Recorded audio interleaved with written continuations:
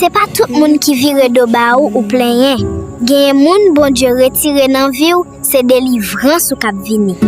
Pi gros victoire ou fait jodi a, c'est parce que comptez parmi moun qui dormi et qui levé yo. C'est pas bon ou pi bon, c'est en grâce bon Dieu fait ou. Pas gen garçon qui pas occupé femme vrai.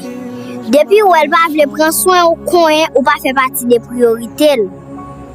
Relation pas faite sans fouiller téléphone. Depuis pas ka al nan téléphone moun nan connaît gon bagay la caché. Pi gros victoire ou fait jodi a, c'est parce que comptez parmi moun qui dormi et qui levé yo.